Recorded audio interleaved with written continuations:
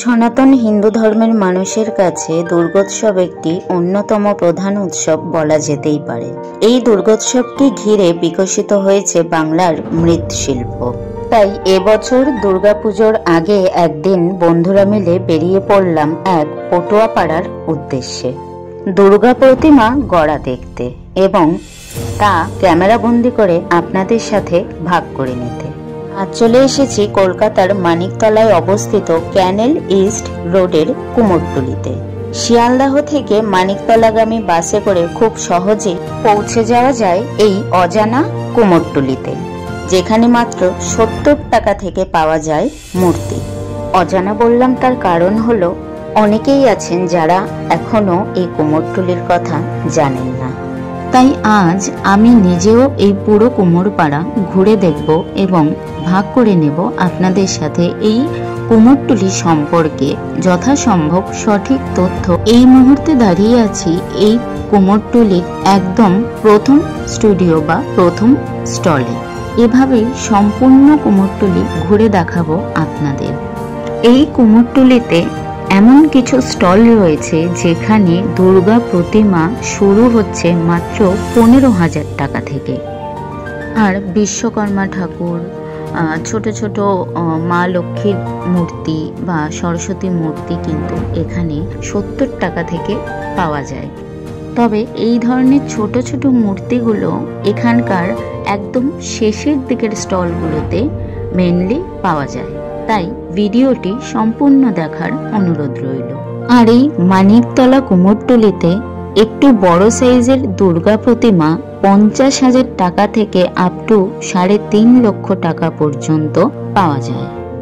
আজ আপনাদেরকে এই কুমোরটুলি ঘুরিয়ে দেখানোর সঙ্গে সঙ্গে বলবো ইতিহাসের বিষয়বস্তু হলো পাথরের মূর্তির বদলে কাদামাটির তৈরি মূর্তির প্রচলন শুরু হয়েছিল কবে থেকে এবং কিভাবে। বাংলার দুর্গা প্রতিমা তৈরির রীতিকে মূলত 2 ভাগে ভাগ করা হয়েছে। প্রথম ভাগটি হলো বিষ্ণুপুর রীতির প্রতিমা ও দ্বিতীয়টি হলো কংসনারায়ণ রীতির প্রতিমা। বাৎসরিক দুর্গাপুজোতে পাথরের তৈরি মূর্তির বদলে কাদা মাটির তৈরি মূর্তির প্রচলন শুরু হয়েছিল প্রায় 1000-এরও বেশি সময়ের পূর্বে। এই রীতির প্রচলন শুরু করেছিলেন বাংলার 2 জন রাজা। একজন হলেন পশ্চিমবঙ্গের বাঁকুড়ার বিষ্ণুপুরের মল্ল রাজা জগৎ মল্ল এবং অপরজন হলেন পূর্ববঙ্গের অর্থাৎ বাংলাদেশের রাজশাহীর তাহেরপুরের রাজা কংসনারায়ণ।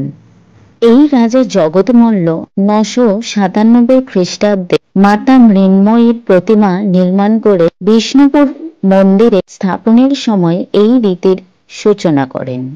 তবে এই রীতি কংসনারায়ণ রীতি অপেক্ষা কম জনপ্রিয়। এই রীতি অনুসারে দুর্গা মূর্তির ওপরের দিকে থাকে কার্তিক ও গণেশের মূর্তি, আর নিচের দিকে থাকে লক্ষ্মী এবং সরস্বতীর মূর্তি, এবং প্রতিমার ওপরের দিকে থাকে দেবাদিদেব মহাদেবের মূর্তি, তার 2 অনুচর নন্দী ও ভৃঙ্গির সাথে। আর কংসনারায়ণ বহুকাল আগে থেকেই বঙ্গদেশে দুর্গাপুজোর প্রচলন করেছিলেন। তিনি তৎকালীন প্রায় 8 লক্ষ টাকা ব্যয় করে বঙ্গদেশে দুর্গোৎসবের সূচনা করেছিলেন। আর নদিয়ার রাজা কৃষ্ণচন্দ্র এই রীতিকে আরো জনপ্রিয় করে তুলেছিলেন। এই রীতির প্রধান বৈশিষ্ট্য হল এক চালার দুর্গা প্রতিমার চালির ওপরের দিকে লক্ষ্মী ও সরস্বতী এবং নিচের দিকে কার্তিক ও গণেশের মূর্তি। প্রতিমার পেছন দিকে অর্ধচন্দ্রাকার চালি অর্থাৎ চালচিত্রের ব্যবহারে 10 মহাবিদ্যা ও মহাদেবের অবস্থান। এই ধরনের চালিকে বলা হতো বাংলা চালি। দেবী প্রতিমার থাকতো টানা টানা চোখ ও টিয়া পাখির ঠোঁটের ন্যায় বাঁকানো নাক। দেবীর 2 গাল সামান্য চাপা, আর দেবী প্রতিমার গায়ের রং থাকতো গাঢ় হলুদ বর্ণের। তবে এই রীতির সবচেয়ে আকর্ষণীয় বিষয় হলো এই রীতিতে দেবীর বাহন সিংহের আকার ছিল অনেকটা ঘোড়ার মতো, যাকে বলা হয় ঘটকমুখী সিংহ। গল্প করতে করতে অলরেডি চলে এলাম 4 নম্বর স্টলে। এইখানে 3 নম্বর স্টল এবং 4 নম্বর স্টল একই জায়গায়। স্টলগুলো ঘুরে দেখছি আর ভাবছি কতটা মনোযোগ এবং অক্লান্ত পরিশ্রম করে শিল্পীরা এই মূর্তিগুলো তৈরি করে। আজ এই ভিডিওর মাধ্যমে সকল মৃৎশিল্পীদের জানাই আন্তরিক শ্রদ্ধা এবং ধন্যবাদ, কারণ এরা ছাড়া বাঙালির এই উৎসব বোধহয় অসম্পূর্ণই থেকে যেত। এই শিল্পীরা কিভাবে মূর্তির এক একটি অংশ তৈরি করে আজ তার কিছুটা নমুনা আপনাদেরকে দেখাবো। ডাইসের মাধ্যমে কত সুন্দরভাবে খুব কম সময়ের মধ্যে মূর্তির বিভিন্ন অংশ তৈরি করে ফেলেন এই শিল্পীরা।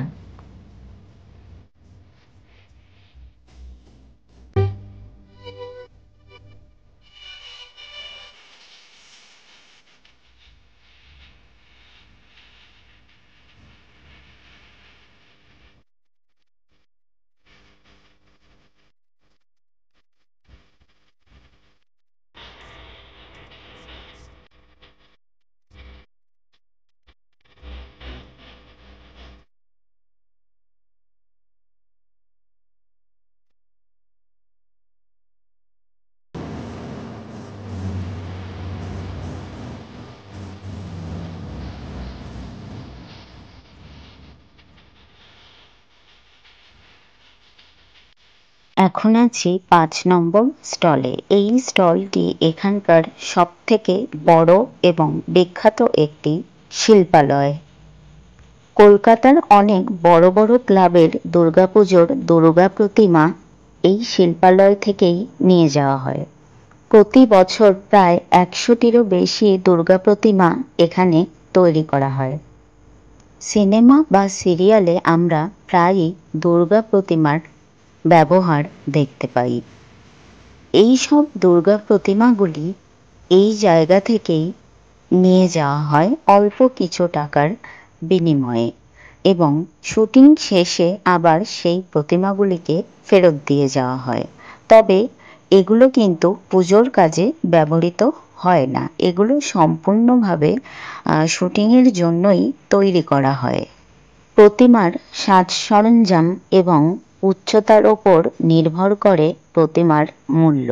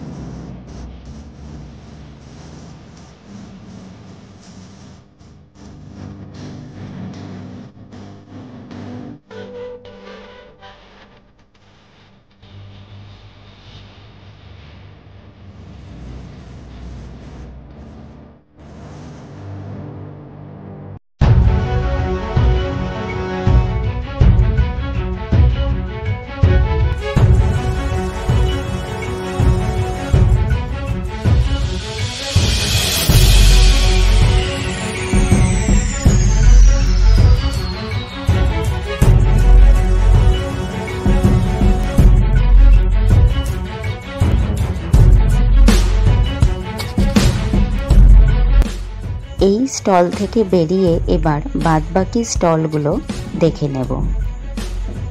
আমি শুরু থেকেই চেষ্টা করছি প্রত্যেকটি স্টলের নাম, ফোন নাম্বার বা স্টল নাম্বার আপনাদের কাছে তুলে ধরার।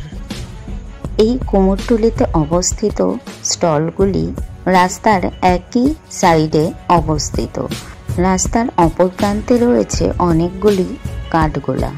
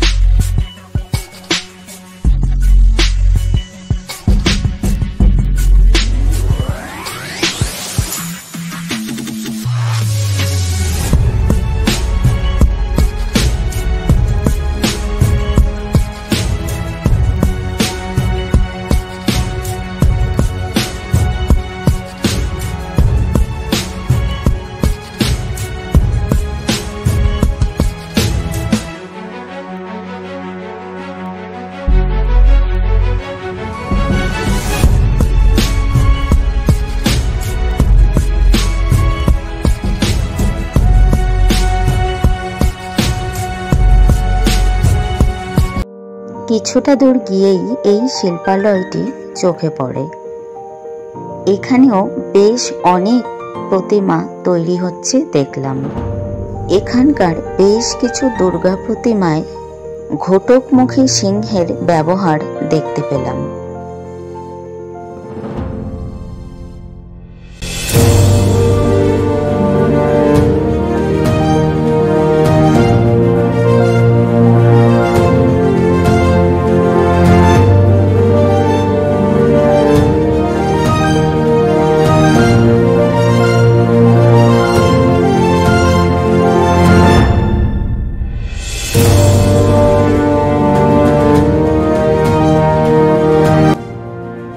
এখান থেকে বেরিয়ে এবার আস্তে আস্তে চলে যাব শেষ প্রান্তের দিকে।